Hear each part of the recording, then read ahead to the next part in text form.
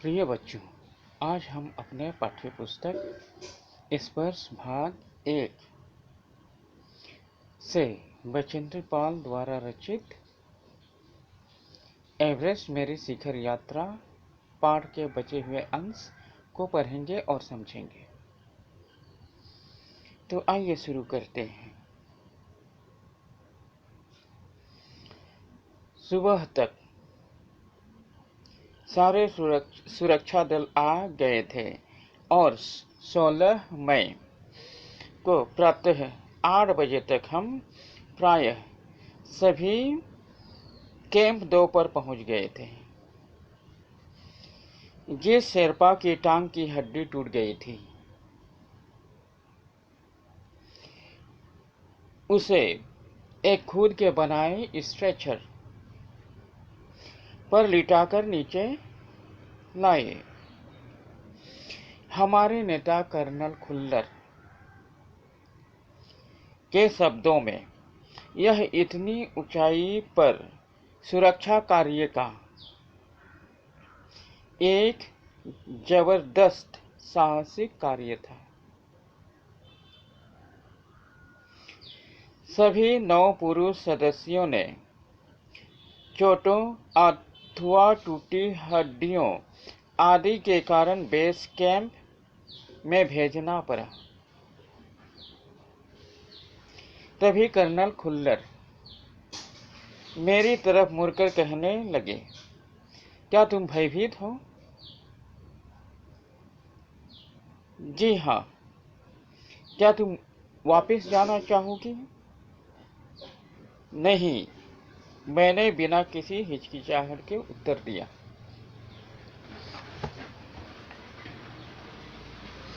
तो जब कैंप 3 की दुर्घटना के बाद लोब्सांग ने बचेंद्र पाल को बर्फ के नीचे से बचाया था,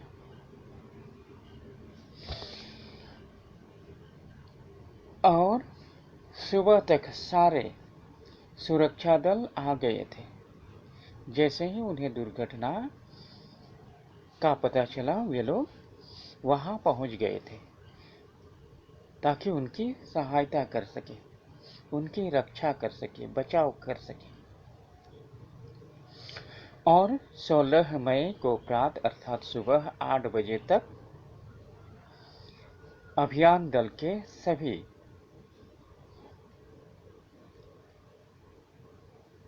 कैंप 2 पर पहुंच गए थे।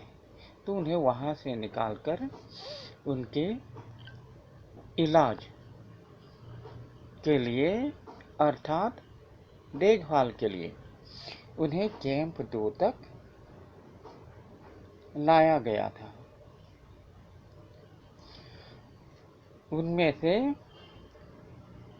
किसी की टांग की हड्डी टूट गई थी, तो जिसकी टांग की हड्डी टूट गई थी उसे एक खुद के बनाए हुए स्ट्रेचर, चल फिर नहीं सकने के कारण उन लोगों ने एक स्ट्रेचर बनाए और खुद द्वारा निर्मित खुद के बनाए हुए स्ट्रेचर पर लिटाकर नीचे लाए।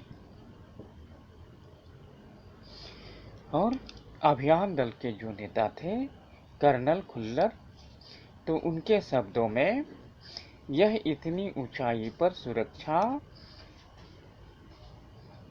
का एक जबरदस्त साहसिक कार्य था।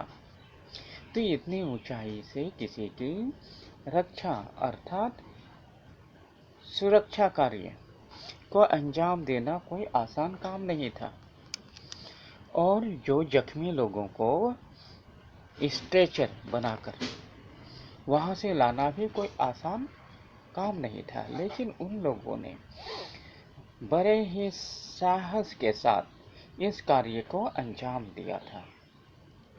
सभी 9 पुरुष सदस्यों को चोटें अथवा टूटी हड्डियों आदि के कारण कैंप में भेजना पड़ा।